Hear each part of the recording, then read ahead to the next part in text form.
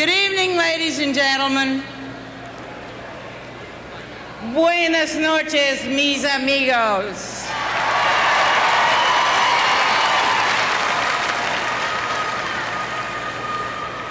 I'm delighted to be here with you this evening because after listening to George Bush all these years, I figured you needed to know what a real Texas accent sounds like.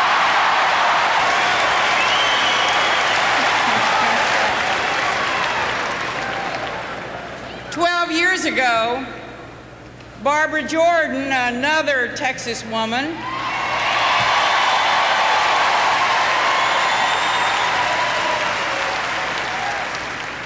Barbara made the keynote address to this convention, and 2 women in 160 years is about par for the course.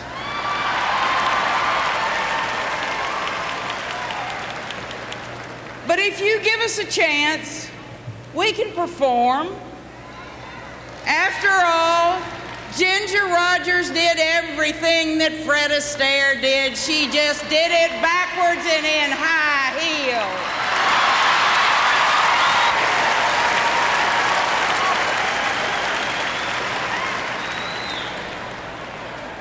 I want to announce to this nation that in a little more than 100 days, the Reagan, Mies, Deaver, Knopfziger, Poindexter, North, Weinberger, Watt, Gorsuch, Lavelle, Stockman, Haig, Bork, Noriega, George Bush will be over.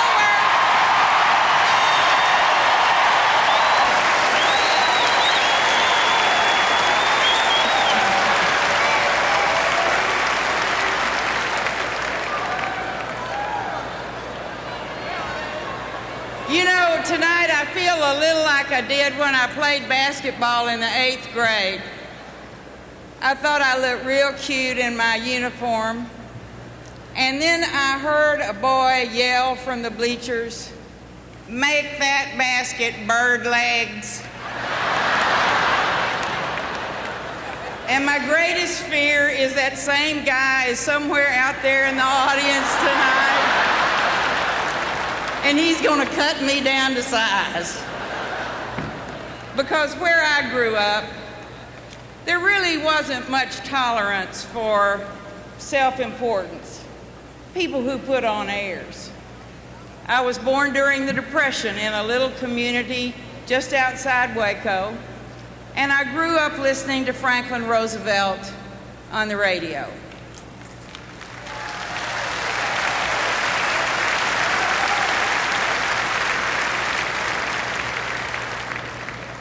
Well, it was back then that I came to understand the small truths and the hardships that bind neighbors together. Those were real people with real problems, and they had real dreams about getting out of the Depression. I can remember summer nights when we'd put down what we called a Baptist pallet, and we listened to the grown-ups talk. I can still hear the sound of the dominoes clicking on the marble slab my daddy had found for a tabletop. I can still hear the laughter of the men telling jokes you weren't supposed to hear, talking about how big that old buck deer was, laughing about Mama putting Clorox in the well when the frog fell in. They talked about war and Washington and what this country needed. They talked straight talk. And it came from people who were living their lives as best they could. And that's what we're going to do tonight. We're going to tell how the cow ate the cabbage. Okay.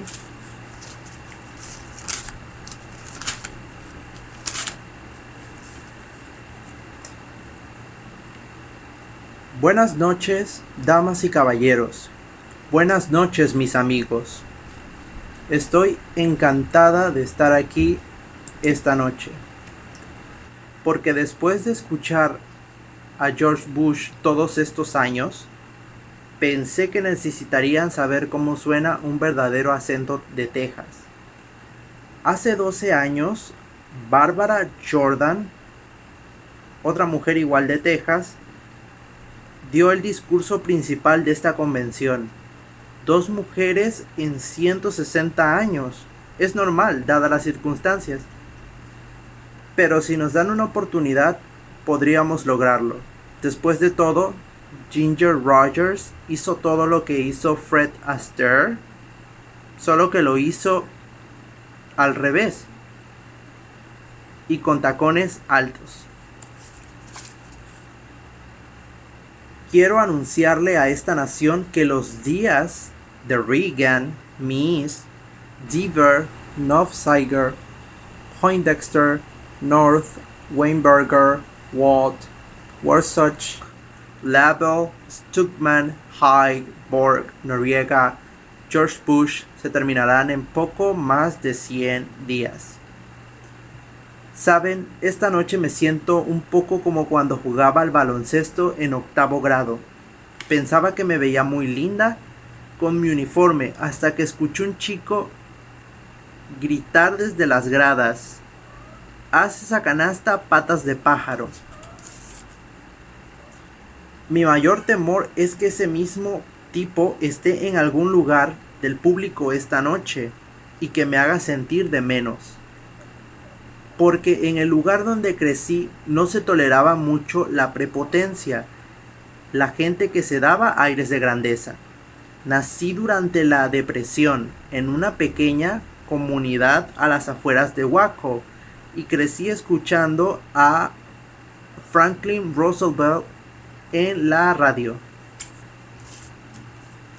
Fue entonces cuando llegué a comprender las pequeñas verdades y las dificultades que unen a los vecinos. Eran personas reales con problemas reales y tenían sueños reales de salir de la depresión.